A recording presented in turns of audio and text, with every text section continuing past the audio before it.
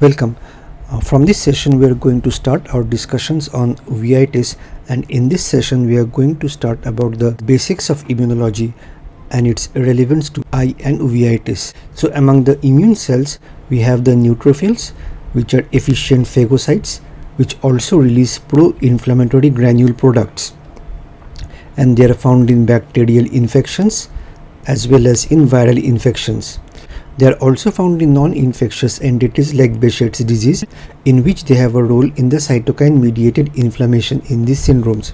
Eosinophils take part in allergic conditions like conjunctivitis and in parasitic infections like toxocariasis. Mast cells and their analogues, the blood-borne basophils, participates in IgE-mediated immediate hypersensitivity reactions, and they are present normally in substantia propria of the conjunctiva as well as in the uvea, and in allergy the number of mast cells increase substantially in substantia propria and is also found in the conjunctival epithelium. Macrophages and their analogues, the blood-borne monocytes, provide the functions of sentinel cells, antigen presenting cells, effector cells, regulation of inflammation, and also in repair. We are going to discuss this further in a subsequent slide. And macrophages can transform into epithelioid and giant cells in granulomatous inflammations such as tuberculosis, syphilis, herpes, fungus infections and parasitic infections, as well as in non-infectious entities like sarcoidosis, granulomatosis with polyangiitis, VKH and sympathetic ophthalmia. Langerhans cell is another immune cell which is a mononuclear cell but is distinct from the monocyte macrophage system, and it is normally present in the epithelium of the conjunctiva, the limbus and the peripheral cornea, and they can migrate to the central cornea upon any stimulation to the central cornea, and they express MHC class II molecules for antigen recognition. And after antigen recognition on the conjunctival epithelium, they migrate through afferent lymphatics to regional lymph nodes to activate T cells. However, they do not directly take part in effector activities. Lymphocytes are effector cells and they have a role in adaptive immunity as well as in innate immunity. In adaptive immunity, B lymphocytes produce antibody and act as antigen presenting cells for T cells. And T cells, upon stimulation by antigen presenting cells, play a role in recruitment of other inflammatory cells, stimulation of B cells for antibody production, cytotoxicity and regulation of inflammation. Lymphocytes also take part in innate immunity, such as natural killer lymphocytes or NK cells, which are neither T nor B and are stimulated non-specifically by a broad range of antigens, but their effector role is similar to the CD8 cytotoxic T cell, as we will be seeing in a subsequent slide. Now the T cells which take part in adaptive immunity have the alpha beta TCR or the T cell receptor, which recognizes the specific antigen. There are also T cells with gamma delta T cell receptors which take part in innate immunity. So the immune response can be divided into an innate system and an adaptive system, and the innate immune response is a rapid response system which does not require stimulation by a specific antigen. Phagocytes have molecular structures called toll-like receptors or TLRs on their surface, which detect non-specifically a broad range of pathogen-associated molecular patterns, and following this detection, they subsequently induce release of pro-inflammatory cytokines and stimulation of antigen-presenting cells. This stimulation can be by bacterial products such as lipopolysaccharide or endotoxin of gram-negative bacteria, or exotoxins such as collagenase, hemolysin and phospholipase. This is seen in entities like endophthalmitis. Also, injury of tissue by trauma or toxin results in the injured tissue releasing mediators, which then stimulate the innate immune response, and this happens in situations like contact lens keratopathy and UGH or uveitis glaucoma hyphema syndrome due to a misplaced IOL. The innate immune system can be described as having two pathways, the neutrophil pathway and the macrophage pathway. In the neutrophil pathway, the neutrophils first adhere to activated vascular endothelium. In this process, cell adhesion molecules such as selectins and integrins play a role. Then by chemotaxis, the neutrophils pass through the vascular endothelium and enters the tissue. Chemotaxis is initiated by molecules such as C5a, a complement, and leukotriene. Then the neutrophils undergo activation primarily by lipopolysaccharide, and the activated neutrophils then perform the role of phagocytes via its receptors for Fc portion of immunoglobulin and complements. After phagocytosis, the lysosomes of neutrophil through antibacterial peptides, oxygen-free radicals and reactive nitrogen products kills these phagocytosed target materials.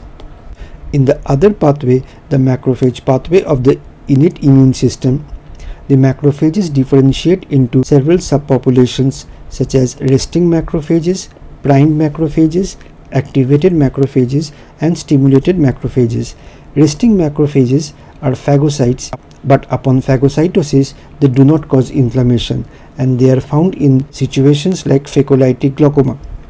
Primed macrophages, after getting primed by IFN gamma from T cells, become apices and travel through lymphatics to the lymph nodes. Activated macrophages produce pro-inflammatory and cytotoxic mediators and thus have an effector role. Stimulated macrophages are incompletely activated macrophages, and they are involved in fibrosis and angiogenesis in the repair process. Now coming to inflammatory or immune mediators, we have quite a few groups of molecules here, and among them the cytokines play a central role in inflammation. We have both pro-inflammatory cytokines and anti-inflammatory cytokines. The pro-inflammatory cytokines such as tumor necrosis factor alpha, interferon gamma, interleukin 1 and interleukin 17 stimulate other inflammatory cells, which may be of the same or the different type, and thus stimulates release of more cytokines and other mediators like chemokines and adhesion molecules. And among the anti-inflammatory or the immunoregulatory cytokines, we have TGF beta, interleukin 4, interleukin 10 and interleukin 35. Eicosanoids like prostaglandins play a role in uveitic and pseudophakic macular edema, and they are produced from membrane phospholipids through arachidonic acid and cyclooxygenase pathways. Complements are proteins which exist as proenzymes and are activated in a cascade, and the activation of this cascade of complement molecules can be initiated by immune complexes called the classic pathway, by antigens on pathogen surface called the alternate pathway, and cell surface carbohydrates of microorganisms called mannose binding lectin pathway. And the complement molecules take part in opsonization for phagocytosis, recruitment of inflammatory cells, and pore formation for lysis of the cells. Among the immune mediators, we also have neutrophil granule products such as collagenases, which play a role in corneal melting in bacterial keratitis and peripheral ulcerative keratitis. In bacterial keratitis, not only collagenases from the host play a role in corneal melting, but collagenases from organisms such as Pseudomonas aeruginosa also contributes to the corneal melting. Histamine is another immune mediator and is released by mast cells and basophils, mainly through antigen binding of surface bound immunoglobulin E on mast cells, and histamine plays a role in allergy. Platelet activating factor derived from membrane phospholipids also induce a broad range of inflammatory response. Fibrin promotes leukocyte adhesion, wound healing and angiogenesis, and it is found in severe anti-uveitis causing synechia and cyclitic membranes. Now we come to adaptive immunity, and we will be discussing adaptive immunity under three heads: antigen presentation, priming and effector responses. So adaptive immunity, in contrast to innate immunity, is antigen specific and has a memory component. And as I have said, it has three stages: antigen presentation by the antigen presenting cells, priming and differentiation of the lymphocytes, and effector responses of the lymphocyte. So antigen presenting cells cleave the target antigen into small peptide fragments, which are to be presented in conjunction with major histocompatibility complex molecules to T cells. So this is antigen presentation. The antigen presenting cells then move from the antigen exposed peripheral tissue to reach the lymph nodes through lymphatics, and in the lymph nodes they find the T cells bearing the TCR receptor specific for that antigen, and in the effector arm the T cell moves from the lymph nodes to the peripheral tissues and are further activated in these peripheral tissues by antigen presenting cells bearing that specific antigen.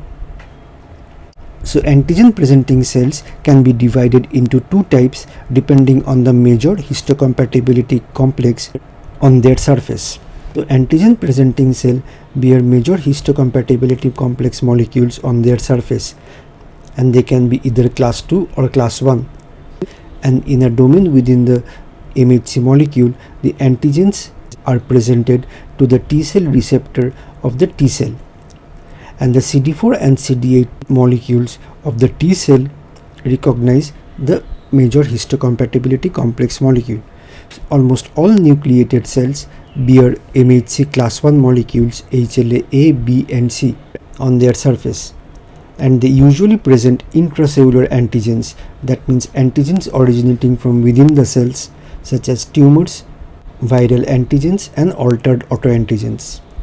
And they present these intracellular antigens in conjunction with the MHC molecule to CD8 T cells, which are mainly cytotoxic in nature. In contrast to MHC class 1 molecule, which is presented by almost all nucleated cells, MHC class 2 molecules are presented only by macrophages, Langerhans cells and some B cells, which usually present extracellular antigens, which are basically phagocytosed products, to CD4 helper T cells, bearing receptors specific for the antigen they present. So during priming and differentiation, naived CD4 T cells, also called helper T cells, and Th0 because they are naive, on appropriate stimulation through MHC class 2 bound antigens, differentiate into various subsets. So these are subsets of CD4 helper T cells. So we have Th1 helper T cells, which secrete interferon gamma, tumor necrosis factor alpha and beta and interleukin 2, and they participate in elimination of intracellular pathogens. Th2 helper T cells secrete IL4, IL5 and IL10, and they participate in elimination of extracellular antigens and also have a role in allergic reactions. And the cytokines produced by Th1 cells inhibit Th2 cells, and the cytokines produced by Th2 cells inhibit Th1 cells. Th17 helper T cells participates in autoimmune reactions and also in immunity against fungi and certain bacteria. IL-17 produced by Th17 helper T cells is the predominant cytokine present in the serum of patients with birdshot chorioretinopathy. And then we have Treg cells, which blocks response to self-antigens and suppresses other immune responses. Priming and stimulation of CD8 T cells occur when antigen is present along with MHC class 1 antigens. And the effector actions of CD8 T cells include secretion of cytokines such as IFN gamma and TNF alpha and beta, and also secretion of pore forming molecules and apoptosis activating molecules. And CD8 T cells take part in killing tumor cells and virus infected cells. Coming to priming of B cells, naive B cells, which are unstimulated as yet, have surface immunoglobulin M and immunoglobulin D attached. And upon stimulation by appropriate antigens and appropriate cytokines from T helper cells, the antibody class changes to immunoglobulin G, immunoglobulin A and or immunoglobulin E. And the antibody class ultimately produced by the lineage of a B cell depends on the cytokine it was exposed to during priming. And after maturation, B cells become plasma cells which secrete large quantities of a specific antibody. Effector responses of the adaptive immune system can be classified as antibody mediated, cell mediated and combined antibody and cell mediated. In the antibody mediated effector response, naive B cells with surface antibodies against specific antigens are produced in the lymph nodes and then migrate to peripheral tissues. There they differentiate into plasma cells which produce that specific antibody in large quantities. We have this Goldman-Whitmer coefficient, which indicates intraocular production of immunoglobulin G against the specific antigen rather than passive diffusion of immunoglobulin G from blood into the eye. And the formula for Goldman-Whitmer coefficient is specific immunoglobulin G divided by total immunoglobulin G in intraocular fluid over specific immunoglobulin G divided by total immunoglobulin G in serum. However, in non-infectious intraocular inflammation, antibodies are said to play a role in only two forms: autoimmune retinopathy and phacoanaphylactic uveitis. The cell-mediated effector responses are of two types: delayed type hypersensitivity and cytotoxicity. In delayed type hypersensitivity, CD4 T cells primed by specific antigens co-presented along with MHC class II molecules in the lymph nodes migrate to tissues having the specific antigen and get further activated. And delayed type hypersensitivity can be mediated by both Th1 and Th2 CD4 T helper cells. The Th1-DH cells secrete IFN gamma, TNF alpha and beta and activate macrophages so that macrophages secrete their cytokines and kill the target. And this occurs in sympathetic ophthalmia and VKH. Th2-DH cells secrete interleukins 4 and 5. Interleukin 4 cause IgE release by B cells, and this IgE then binds to mast cells and takes part in allergic reactions. Interleukin 5 secreted by Th2-DH cells recruit eosinophils which take part in inflammatory reaction to parasites such as Toxocara.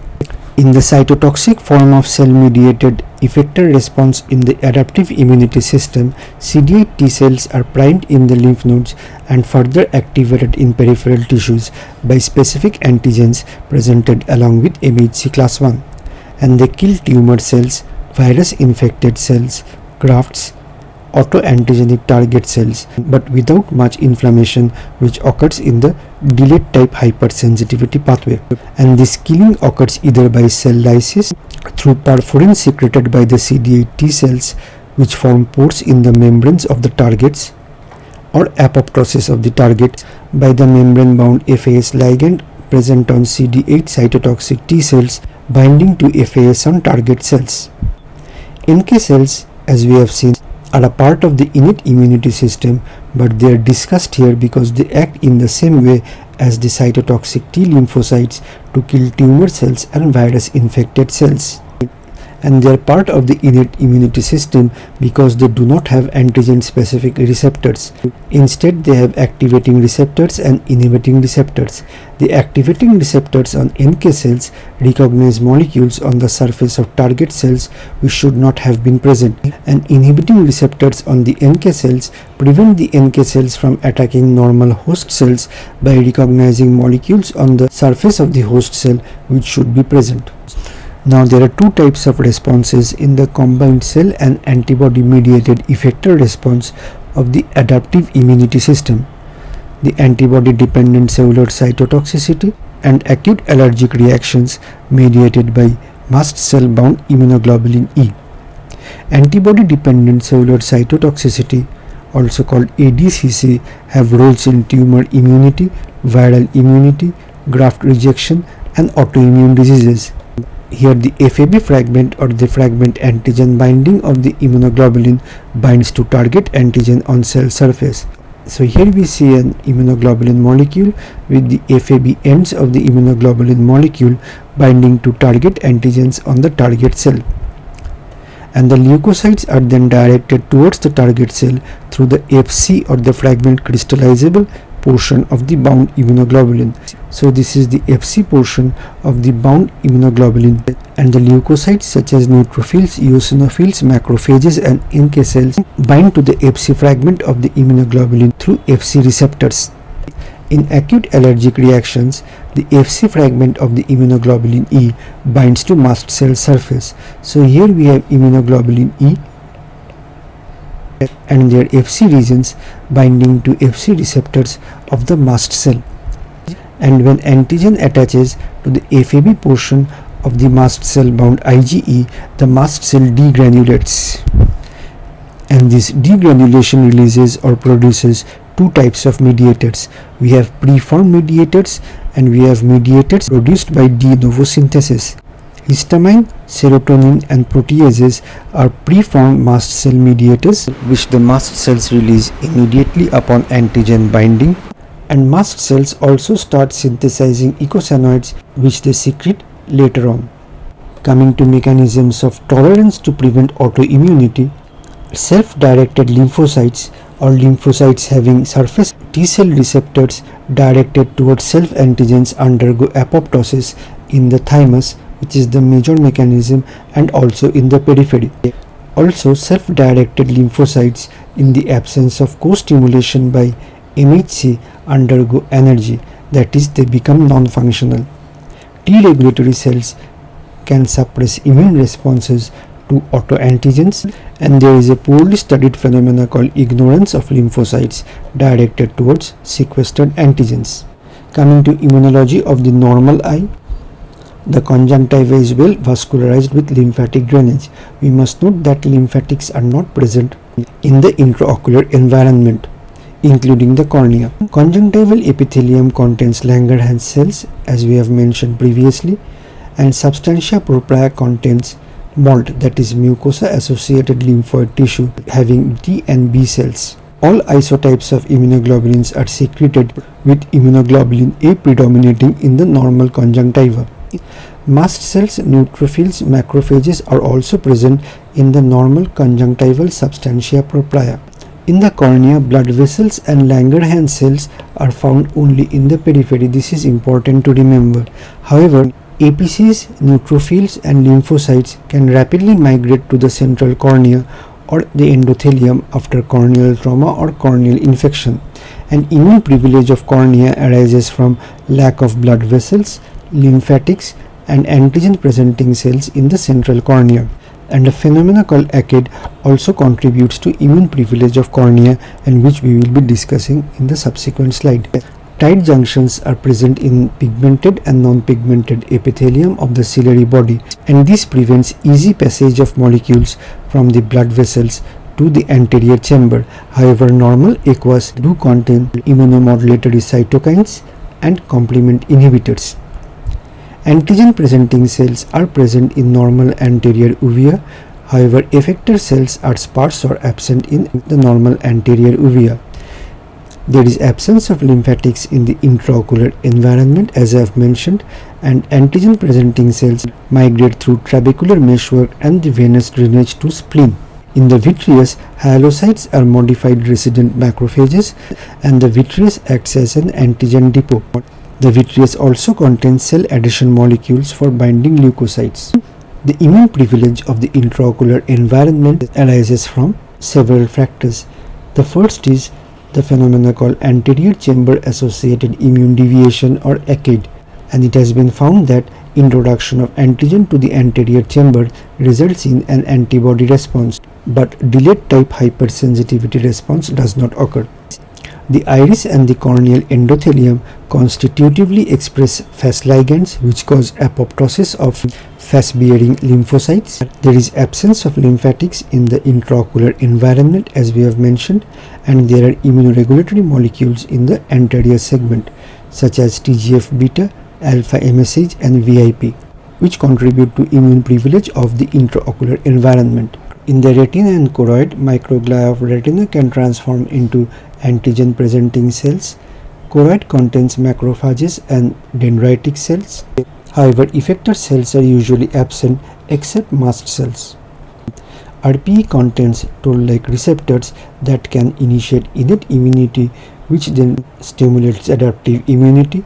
Lymphatics are absent, and it has been found that ACID-like immune privilege occurs following subretinal injection of antigen but not intravitreal injection of antigen.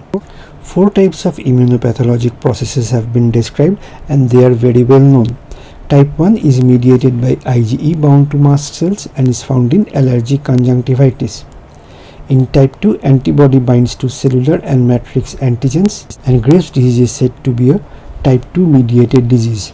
In type 3, antigen-antibody complexes activate the complement cascade, and this is said to occur in phacoanaphylactic uveitis.